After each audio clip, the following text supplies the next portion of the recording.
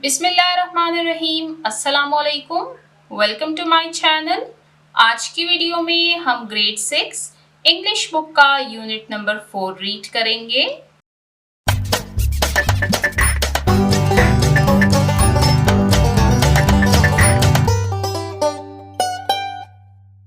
Unit number 4 sports and games, यानी खेल और खेलों की सरगर्मियाँ। स्पोर्ट्स एंड गेम्स हमारे पास ऐसी फिजिकल एक्टिविटीज़ और वो कॉम्पिटिशन्स हैं जो कि लोग फन, फिटनेस और एंटरटेनमेंट के लिए खेलते हैं। स्पोर्ट्स हमारी बॉडी को हेल्दी, एक्टिव और स्ट्रॉन्ग बनाते हैं और ये हमें टीम वर्क, डिसिप्लिन, पेशेंस और कॉन्फिडेंस जैसी क्वालिटीज़ को डेवलप करते हैं। इस यूनिट पर हम ऑलरेडी 2 वीडियोस बना चुके हैं। फर्स्ट वीडियो में हमने इस यूनिट का लिसनिंग पोर्शन कवर किया था और इससे रिलेटेड हमने कुछ एक्टिविटीज़ को सॉल्व किया था। सेकेंड वीडियो में हमने वोकैबुलरी के पोर्शन को कवर किया था। अब आज की वीडियो हमारी थर्ड वीडियो है इस यूनिट पर, जिसमें हम यूज़ ऑफ लैंग्वेज के पोर्शन को कवर करेंगे। यूज़ ऑफ लैंग्वेज के पोर्शन में हम ग्रामर को रीड करते हैं। ये है हमारी वीडियो 3। यूनिट्स लेंथी है इसलिए इस पर मल्टीपल वीडियोस बनती हैं। आज की वीडियो में यूज़ ऑफ लैंग्वेज के पोर्शन में, जिसमें हम ग्रामर को रीड करेंगे, टॉपिक है हमारे पास प्रेपोजिशंस का। प्रेपोजिशंस जो है ये हमारे पास एक पार्ट ऑफ स्पीच है। इस बुक में हम already 4 to 5 parts of speech को रीड कर चुके हैं, जिसमें हमने रीड किया है नाउन, प्रोनाउन, वर्ब, एडवर्ब और आई थिंक आर्टिकल्स को भी हमने रीड किया है। तो अब ये है हमारे पास नेक्स्ट पार्ट ऑफ स्पीच जो कि है प्रेपोजिशंस।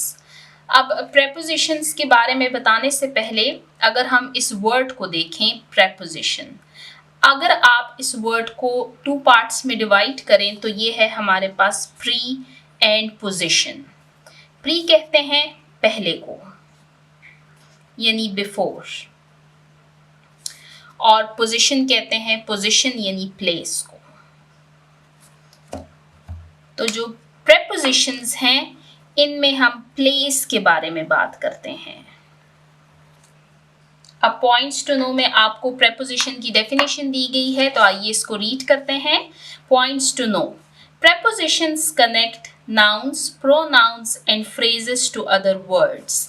कि प्रेपोजिशंस जो हैं ये हमारे पास ऐसे वर्ड्स हैं, ठीक है, ऐसे अल्फाज हैं जो कि नाउन, प्रोनाउन और फ्रेजेस को दूसरे वर्ड्स के साथ मिलाते हैं। यानी हम ये कह सकते हैं कि ये कनेक्शन के लिए इस्तेमाल किए जाते हैं।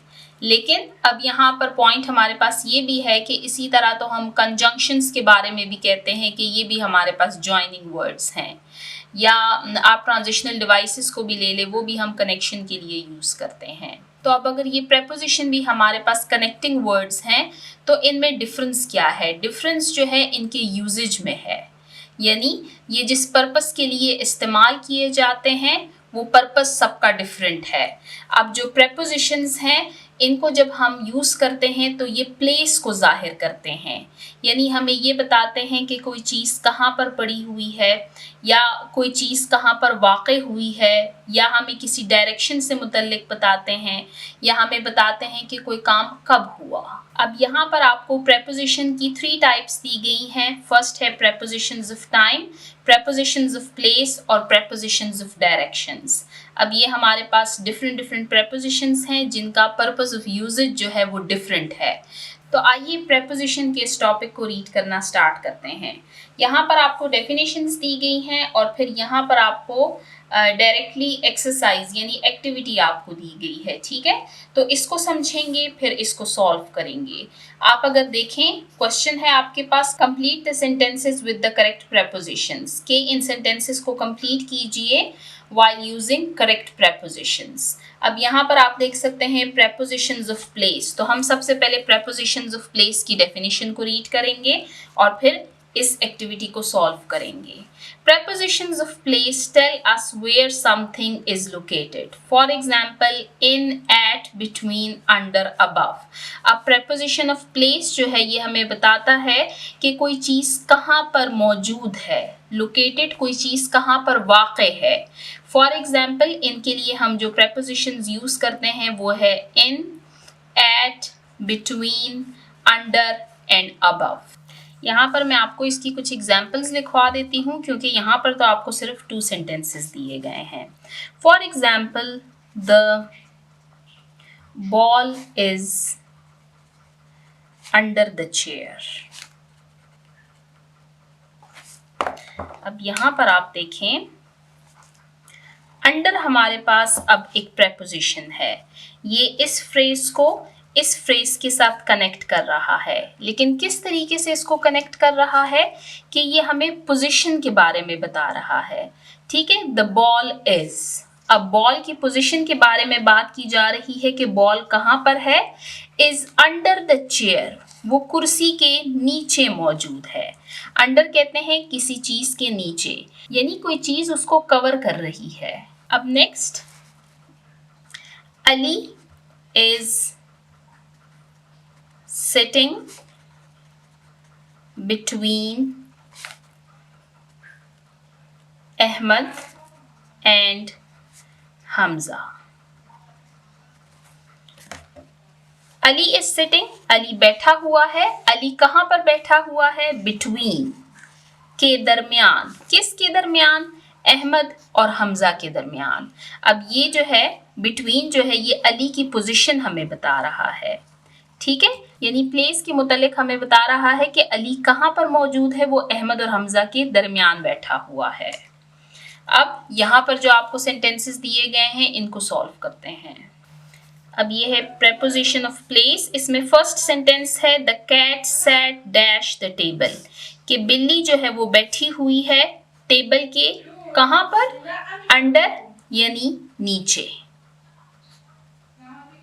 अब यहाँ पर ये जो प्रेपोजिशन है ये कैट की पोजीशन को क्लियर कर रहा है कि बिल्ली कहाँ पर मौजूद है? वो टेबल के नीचे मौजूद है. We can meet dash the crossroads, कि हम मिल सकते हैं. क्रॉस रोड कहते हैं चौराहे को.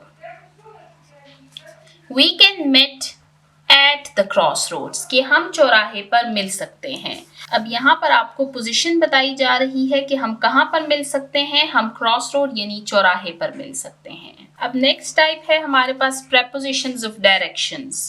तो preposition of directions हमारे पास ये हैं, इसको रीड करते हैं. Prepositions of directions tell us where something or someone moves और where to put something. कि preposition of direction जो है ये हमें बताते हैं that where something, कि कोई चीज़ कहाँ पर, और someone या कोई शख्स कहाँ पर moves चल रहा है, और where to put something या किसी चीज़ को कहाँ पर रखना है. For example, into, across, around. यानी ये हमें बताते हैं कि कोई शख्स या चीज किस सिम्त की तरफ जा रही है या फिर उसको किस सिम्त में रखना है. अब यहाँ पर आपको 2 एग्जाम्पल्स दी गई हैं, इनको रीड करते हैं. Prepositions of direction. फर्स्ट है ride your bicycle dash road and you will reach the sports center. कि अपनी साइकिल आपने किस डायरेक्शन में चलानी है? सड़क के, कि आप स्पोर्ट्स सेंटर पहुंच जाएंगे. Ride your bicycle along the road and you will reach the sports center. कि आप अपनी साइकिल को सड़क के साथ साथ चलाएं और आप स्पोर्ट्स सेंटर पहुंच जाएंगे. अब यहाँ पर आपको वो डायरेक्शन बताई जा रही है कि आपने साइकिल किस सिम्त में चलानी है. आपने जो साइकिल है वो रोड के साथ साथ चलानी है तो आप स्पोर्ट्स सेंटर पहुंच जाएंगे. Next, you will have to ride dash the mountain to reach the hill station. कि हिल स्टेशन तक पहुंचने के लिए आपने पहाड़ की किस सिम्त में सफर करना है? अब ऊपर की तरफ आपने जाना है, यानी आप पहाड़ चढ़ेंगे तभी आप हिल स्टेशन पहुंच सकेंगे. तो यहाँ पर हमने प्रेपोजिशन ऑफ डायरेक्शन के बारे में रीड किया. अब यहाँ पर हमारे पास एक टाइप रह गई है, उसको रीड करते हैं. Prepositions of time. कि प्रेपोजिशंस ऑफ टाइम जो है टेल अस, ये हमें बताते हैं व्हेन समथिंग हैपेंस, कि कोई वाकया कब वकू पजीर हुआ. For example, in, at, on, since, for, before, during. अब नीचे यहाँ पर आपको सिंस और फॉर की एक्सप्लेनेशन दी गई है. जो बाकी हमारे पास प्रेपोजिशंस बच गए हैं, नेक्स्ट पेज पर भी एक्टिविटी दी गई है तो हम फिर वहाँ पर उसको देख लेंगे. अब यहाँ पर आपको जो सिंस और फॉर दिया गया है ये प्रेपोजिशन ऑफ टाइम ही है.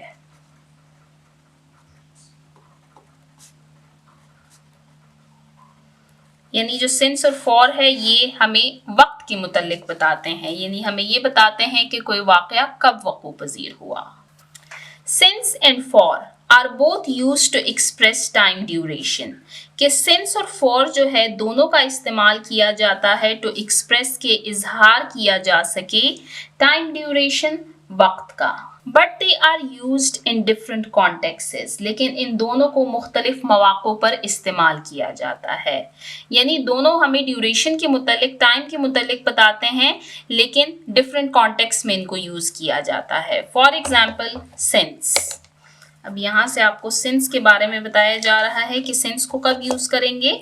Since is used to indicate the starting point of an action और इवेंट, कि सिंस का इस्तेमाल तब किया जाता है यानी किसी वाक़े के शुरू होने के वक्त को जाहिर करने के लिए इसका इस्तेमाल किया जाता है कि कोई एक्शन, कोई काम या कोई इवेंट यानी कोई वाक़या जिस वक्त स्टार्ट हुआ उसको इंडिकेट, उसको जाहिर करता है।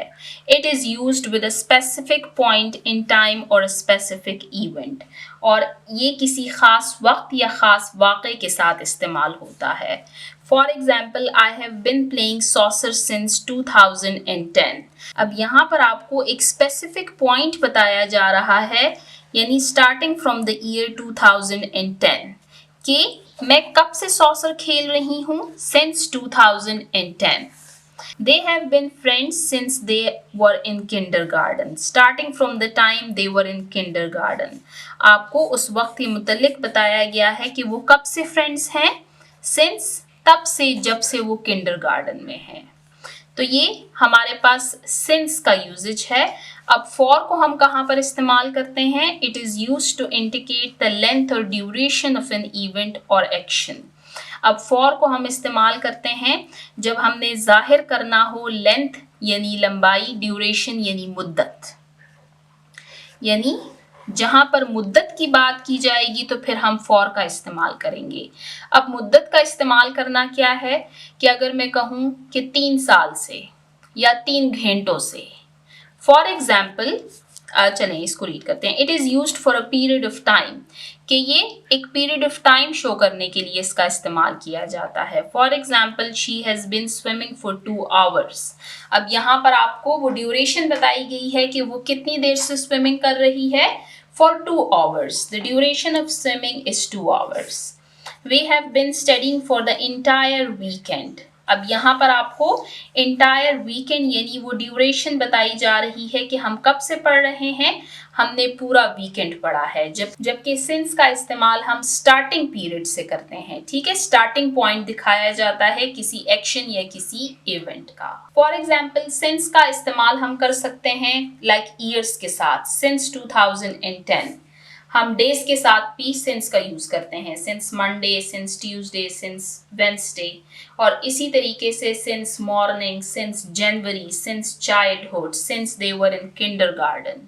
ठीक है, और फॉर जो कि ड्यूरेशन के लिए यूज किया जाता है, for example for 2 hours, for 5 years, for a month, for a week, etcetera. अब यहाँ पर नीचे आपको एक्टिविटी दी गई है प्रेपोजिशन ऑफ टाइम में सिर्फ सिंस और फॉर से रिलेटेड। ठीक है, बाकी भी हमारे पास प्रेपोजिशंस ऑफ टाइम है लेकिन उनका यहाँ पर जिक्र नहीं किया गया। ये एक्टिविटी है सिर्फ सिंस और फॉर की।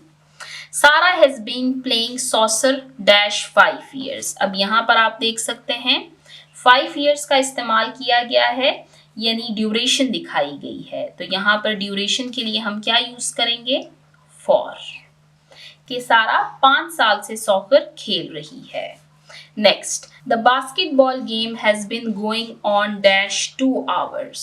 अब 2 hours तो ड्यूरेशन दिखाई जा रही है, तो यहाँ पर भी हम इस्तेमाल करेंगे फॉर का, कि बास्केटबॉल का मैच 2 घंटों से जारी है। Next, dash the tennis match started, it has been raining heavily. अब यहाँ पर अगर आप देखें तो स्टार्टिंग पॉइंट बताया जा रहा है। ठीक है, कि जब से टेनिस मैच स्टार्ट हुआ है तब से शदीद बारिश हो रही है। तो स्टार्टिंग पॉइंट के लिए हम यूज करते हैं सिंस का। Since the tennis match started, it has been raining heavily.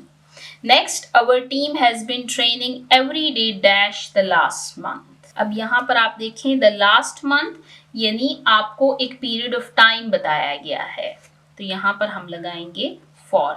Our team has been training every day for the last month, के हमारी टीम गुज़िश्ता एक महीने से हर रोज़ तरबियत कर रही है, ट्रेनिंग कर रही है, यानी आपको ड्यूरेशन दिखाया गया है। Last, the athletes have been running on the track dash the morning, के खिलाड़ी सुबह से ट्रैक पर दौड़ रहे हैं।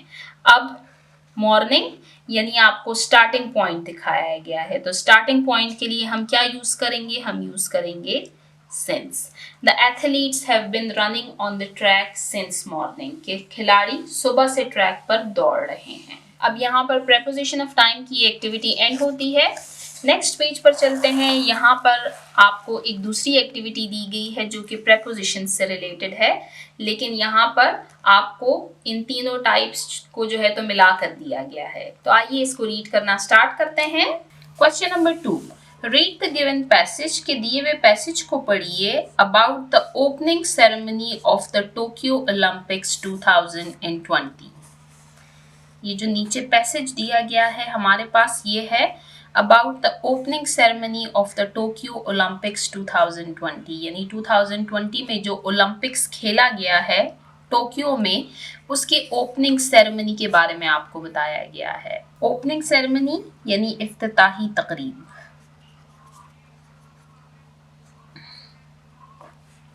Fill in the blanks with the prepositions given in the box. आपने नीचे इस पैसेज में आप देख सकते हैं आपको कुछ ब्लैंक्स दिए गए हैं, इन ब्लैंक्स को हमने फिल करना है इन prepositions से। prepositions हमारे पास हैं 2 दफ़ा आफ्टर, 1 दफ़ा at, in, of, to, under, with। अब यहाँ पर जो prepositions दिए गए हैं हम पैसेज के अकॉर्डिंगली इसको फिल करते जाएंगे। तो आइए अब इस पैसेज को रीड करना स्टार्ट करते हैं। ये पैसेज है हमारे पास about the opening ceremony of the Tokyo Olympics 2020। Tennis superstar Naomi Osaka has lit the flame to finally open the 2020 Olympic Games. अब ये एक टेनिस सुपरस्टार है जिनका नेम है नोमी ओसाका।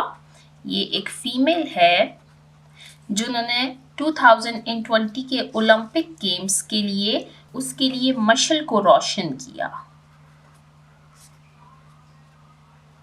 आप स्क्रीन पर देख सकते हैं ये है टेनिस सुपरस्टार नोमी ओसाका जिन्होंने ओलंपिक गेम्स 2020 की इनॉग्रेशन की थी, यानी डैश अ टिमल्टियस ईयर। अब टिमल्टियस कहते हैं हंगामा खेज को, कि टेनिस की सुपरस्टार नोमी ओसाका ने एक हंगामी खेज साल के बाद 2020 के ओलंपिक खेलों का बाज़ाब्ता इफ्तिताह करने के लिए मशल को रोशन किया। अब यहाँ पर इस सेंटेंस के अकॉर्डिंग अगर हम देखें तो यहाँ पर हमारे पास प्रेपोजिशन आता है आफ्टर, यानी बाद, यानी एक हंगामा खेज साल गुजरने के बाद। अब ये एक हंगामा खेज साल क्यों है, टिमल्टियस इसको क्यों कहा गया है? The Tokyo Olympics opening ceremony officially got dash way, कि टोक्यो ओलंपिक्स की इफ्तिताही तकरीब बाज़ाब्ता तौर पर शुरू हो गई, यानी इसकी ओपनिंग सेरेमनी जो है वो ऑफिशियली तौर पर शुरू हो गई। अब गॉट डैश वे, गॉट अंडर वे। अब जो जो प्रेपोजिशंस यूज होते जा रहे हैं उनको आप टिक करते जाएं, ठीक है। ये जो हमारे पास फ्रेज है गॉट अंडर वे, ये हमारे पास एक ईडियम है, ठीक है, यानी एक मुहावरा है जिसका मतलब है शुरू होना।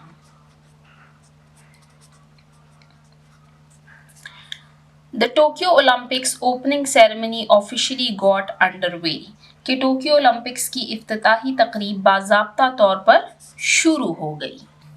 Albeit a year later, यानी 1 साल की ताख़ीर के बावजूद। अब यहाँ पर जो वर्ड है albeit, ये हमारे पास एक कंजंक्शन है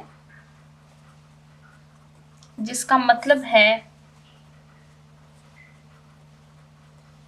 even though या फिर ऑल्दो, यानी अगरचे या के बावजूद। अब the Tokyo Olympics opening ceremony officially got underway albeit a year late, यानी टोक्यो ओलंपिक्स की इफ्तिताही तकरीब 1 साल की ताखीर के बावजूद बाज़ाब्ता तौर पर शुरू हो गई। Because dash fears of a fifth wave of COVID-19, because of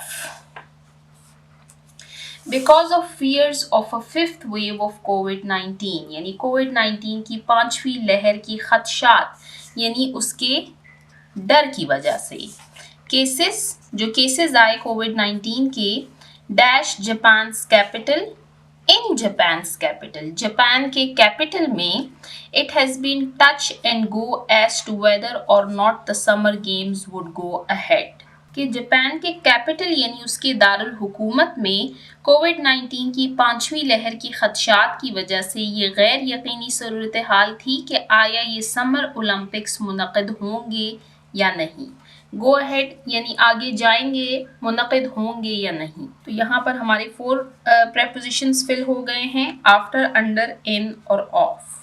the pandemic has already greatly impacted the event, कि इस पेंडेमिक ने यानी इस वबा की बात की जा रही है कोविड-19 की, कि इस वबा ने इस तकरीब को पहले ही बहुत ज़्यादा मुतासिर किया था। It now takes place dash no fans in attendance and several athletes having to withdraw dash testing positive. It now takes place, कि अब ये जो ओलंपिक गेम्स हैं ये जो मुनक़िद हो रहे हैं with no fans in attendance, यानी बगैर तमाशाइयों के मुनक़िद हो रहे हैं, यानी इनके लिए देखने वाला कोई भी मौजूद नहीं है। जैसे आप देखते होंगे कि स्टेडियम में जो हमारे पास स्पेक्टेटर्स होते हैं, तमाशाई होते हैं, वो मौजूद होते हैं, लेकिन जो 2020 में ओलंपिक गेम्स मुनक़िद हुए थे वहाँ पर स्पेक्टेटर्स मौजूद नहीं थे। And several athletes having to withdraw dash testing positive, और कई सारे एथलीट्स यानी कई सारी जो खिलाड़ी हैं, हैविंग टू विड्रॉ यानी वो दस्तबरदार हो गए,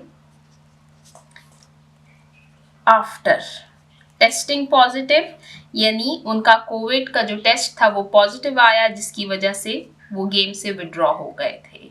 जापान स्टिल होप्स, कि जापान को अभी भी उम्मीद है, the games will showcase its culture, कि ये जो गेम्स हैं इट विल शोकेस यानी ये दिखाएंगे इट्स कल्चर सकाफत, dash the world to the world दुनिया को, कि जापान अब भी उम्मीद रखता है कि ये खेल अपनी सकाफत दुनिया को दिखाएंगे। The opening ceremony Drew dash a close, कि जो ओपनिंग सेरेमनी है, जो इफ्तिताही तकरीब है, वो इख्तिताम को पहुंची। Drew to a close around midnight, तकरीबन आधी रात को, डैश जापान डैश, कंट्री के नेम के साथ हम इन लगाते हैं। In Japan dash a spectacular fireworks with a spectacular fireworks display illuminating Tokyo's night sky, कि जापान में आधी रात के करीब एक शानदार आतिशबाजी के साथ जिसने टोक्यो के रात के आसमान को रोशन कर दिया। तो यहाँ पर हमने इस पैसेज को रीड किया, इसमें हमने opening ceremony of the Tokyo Olympics 2020 के बारे में रीड किया, साथ ही हमने कोविड-19 का भी इसमें जिक्र किया है कि कोविड-19 की वजह से जो ओलंपिक गेम्स हैं इन पर भी काफ़ी असर पड़ा था। जो ओलंपिक गेम्स 2020 में अरेंज किए गए थे वहाँ पर कोई भी स्पेक्टेटर्स मौजूद नहीं थे और काफ़ी सारे एथलीट्स जो हैं तो वो भी पॉजिटिव टेस्ट करने के बाद गेम से विड्रॉ कर दिए गए थे। और साथ में हमें ये भी मालूम हुआ कि जो 2020 के ओलंपिक गेम्स हैं वो टोक्यो में मुनक़िद हुए थे। ठीक है, टोक्यो जो है ये जापान का कैपिटल यानी जापान का दारुल हुकूमत है। साथ ही हमने दिए हुए प्रेपोजिशंस को इन ब्लैंक्स में फिल किया। टोटल प्रेपोजिशंस जो हमने फिल किए हैं वो है 1 2 3 4 5 6 7 8 9 10। ये कम है, यहाँ पर ज़्यादा दिए गए हैं, लेकिन जो ब्लैंक्स थे हमने उन्हीं को फिल किया। तो यहाँ पर हमारी एक्टिविटी एंड होती है। इस पेज पर आप नीचे देख सकते हैं ये ओलंपिक गेम्स का लोगो है। इसमें 5 रिंग्स आपको दिख रही हैं। ये जो 5 रिंग्स हैं ये 5 सब कॉन्टिनेंट्स को रिप्रेजेंट करती हैं।